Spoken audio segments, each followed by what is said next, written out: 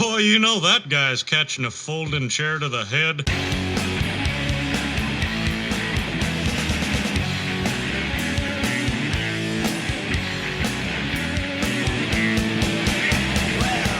Welcome back, Tribe. More coverage from the week of September 20th through 26th. Monday Night Raw, Roman was on. Big E as champ is pretty cool. I do kind of like that they're at least giving Piper Niven Dewdrop a little bit of a push. Sadly, I find fucking Riddle and Orton entertaining. Shayna absolutely fucking violated Nia Jax, and Nia sounded like she was getting skinned alive, and I really kind of was fucking there for it. It was good to see Shayna back being vicious again as well. For some reason, Rhea and Nikki ASH are women tag champs, and Alexa and Charlotte were on. NXT, second week of 2.0. The video package from week 1 made it seem way fucking cooler than it was. Then they bring all these clowns out to the fucking ring, and it's literally as if they're trying to dress them to look like indie wrestlers as opposed to just like how indie wrestlers kind of have a thing. It's just really gross. And they're really kind of biting the NWA studio vibe with this, because I know it went back to taping, and just some of the way the sound was with the crowd made me kind of think of that. It's almost like Vince is trying to create that, even though it's already been created, but he's going to do it, and people are going to credit him because so many people are just viewers of WWE and not wrestling, and it just kind of fucking pisses me off. Kushida loses the fucking his cruiserweight belt to fucking Roddy. Garbage.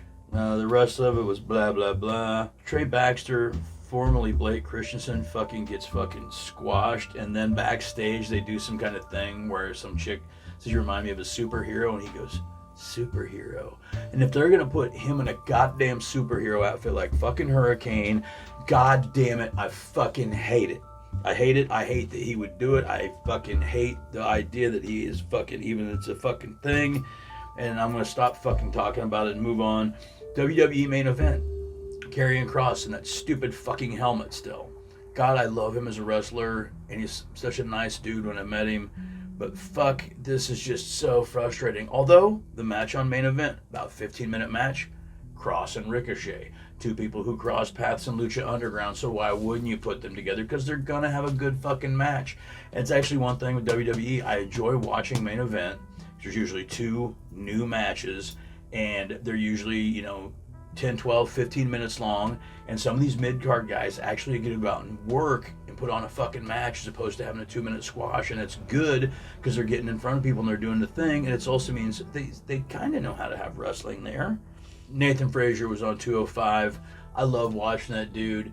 He did bite Iron Demon's fucking moonsault and battery, but, anytime you do a super badass move, it's not going to be long before someone else is doing it too. So as long as, respect's given to the creator, and I don't know that, I don't know that Mercer made that up myself. It's the first person I ever saw do a moonsault with a fucking slam into it. So as far as I'm concerned, he came up with it. 205, Ember Moon, Cora Jade, formerly Elena Black, had a really good match, I thought. SmackDown, it was on, and I could hear it, but I was also making alcaparado and sofrito so I can make pastelón tonight for the Snacking with Ortega show, which is on every Thursday. Brand new episodes on YouTube. And then I watched Extreme Rules, and it was the least extreme Rules thing I've ever seen. Nothing about it really stuck out to me emphatically, except for that horrible ending where the fucking rope broke. And I don't know if Balor was supposed to go over and they switched it at the end because of that. Sorry. I said that as if I actually believed that the fucking rope broke on accident. Believe me, I don't think it broke on accident. I'm just playing. No, that was fucking horrible. And they had done such a good job building up the demon thing. Like the outside of the ring when the music fucking starts up and he and resuscitates. I thought that was really fucking cool. Hokey as fuck, but still something about it reached and touched me. And I'm like, yeah, that's some cool shit. And then it just, and I'm just fucking sick to death of fucking Roman Reigns. I never have liked him. He's never been over with me. I fucking get it. I understand. I know that Vince loves the fucking Samoans more than anything, and he will put them all fucking in the fucking spotlight when he can. But I don't like it. It's not sitting with me. It's just, it's landing flat, and it's gone on for like a fucking year now, and I just want it to be over with. And I know that there's lots of people out there who disagree with me, and you know what? That's fine. I don't care. This is just my opinions on here. I don't give a fuck about what anybody else thinks. If I can start a conversation, great. Maybe we can talk about some shit. I don't know. I am not a fan of Roman Reigns. I understand his place in things. I get it. But that doesn't mean I have to like it. Like a speeding ticket. I drove too fast. I got a speeding ticket. I understand it, but I don't fucking like it. This week in AEW, Dark Elevation, Masha Slamovich, Hikaru Shida, really good physical match. And all I could think of is like, man, if Masha and Layla Hirsch were both on a WWE roster, Vince couldn't put them together in a stupid fucking Russian gimmick fucking fast enough to make himself happy. And I'm glad neither of them are there, and I never want to fucking see that. Sonny kissed Joey Janela, great match. Joey got busted open. Sonny gets the win. Unfortunately, Kayla Rossi comes in and brutalizes. Janela and Kayla Rossi remind me a lot of Triple H in China, and that's a fucking good thing. Believe me, I call that a compliment.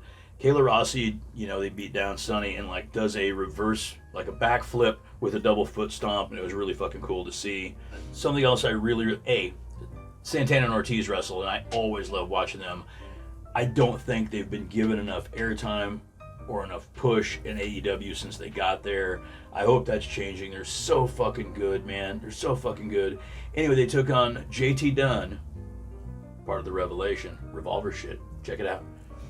Also, there's a guy who goes by a very good wrestler on the indies, and I don't know because I haven't done any research, but they had him listed as Avery Good.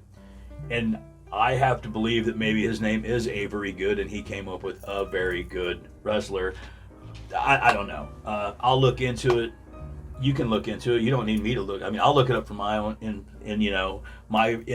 my insight, and you can look it up if you care to get it to be your insight. Dark. More Santana and Ortiz taking on Chaos Project. Great damn fun. Joey and Kayla again taking on Dylan McQueen. More Triple H China beatdown antics. Eddie Kingston versus Bear Bronson. Great match. I fucking love Eddie Kingston. He's so good, whether he's on the mic, whether he's doing commentary, whether he's wrestling. He's just solid all the way across the board. I fucking love watching him. And the highlight of Dark for me, Allie Katch on AEW. And it's so fucking good to see.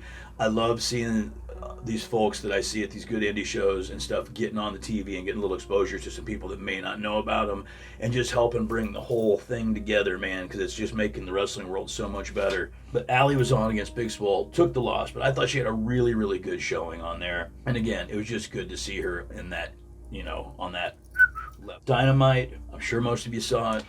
If you're wrestling fans, you probably watched it. Even if you're not an AEW watcher, something about this match drew you in, and that is Kenny Omega and Daniel Bryan, and Jesus fucking Christ, man.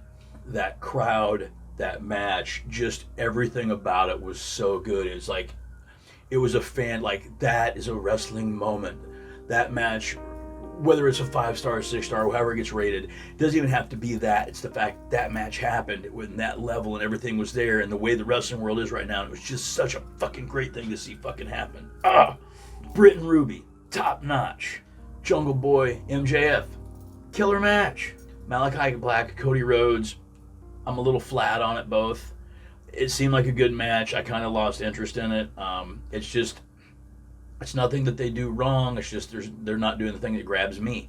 And I know there's a lot of fans out there of their stuff, and that's fine. They just don't grab me. And I'm glad that you can appreciate that, and I can appreciate this. And that's why we have all these different wrestlers and have all this different stuff, because we all like different shit.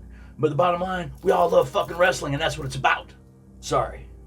Rampage, Janela Hager versus Men of the Year. Bucks and Adam Cole versus Jurassic Express and Christian Cage. I'm not so sure that Cole's pop isn't bigger than Punk's. That dude owns a crowd, and I fucking love Adam Cole, and I'm so glad he's there, and I'm so glad it's huge, because it's all about the boom. Fuck it. The intro song's dope. Everything about that guy is fucking awesome.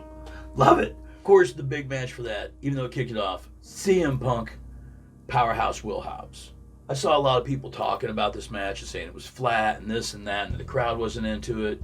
And it's like, I thought they were into it just fine. And also, a friend of mine went to Milwaukee for a tapings, and so they were there for, they taped Dark, and then they taped Dynamite, and then they taped Rampage, and so that's a long fucking night of sitting there wrestling, and it's hard to stay hot that entire time.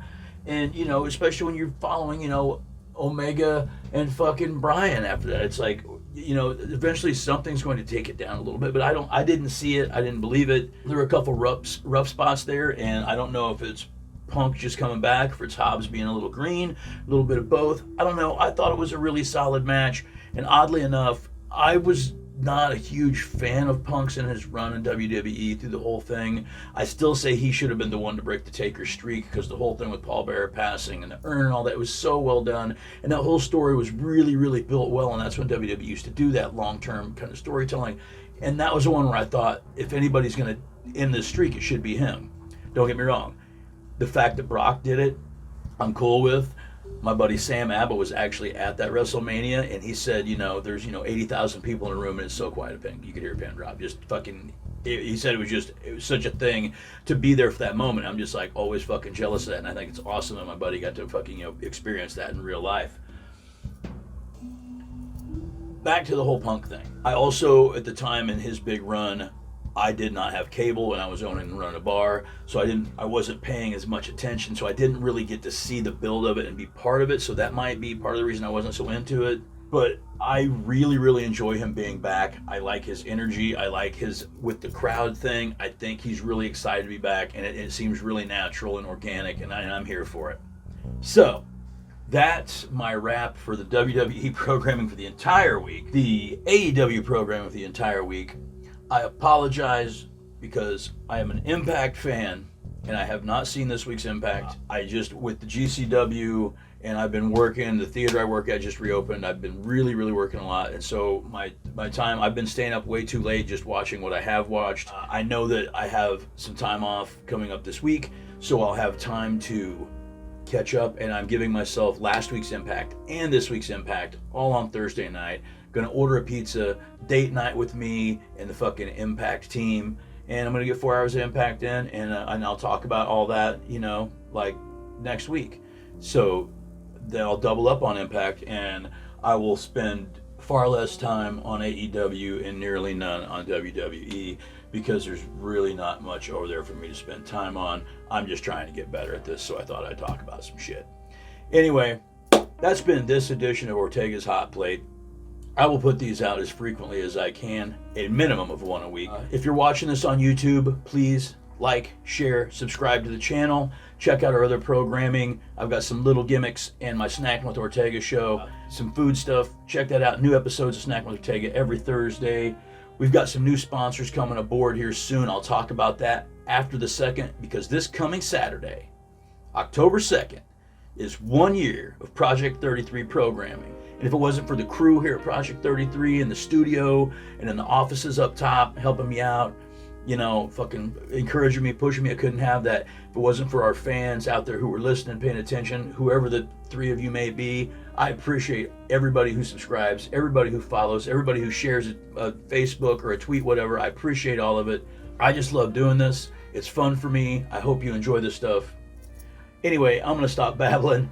I'm Ortega Latrobe. This has been Ortega's Hot Plate. We'll see your ass down the road. I love Ortega's sauce. It makes my taco pop.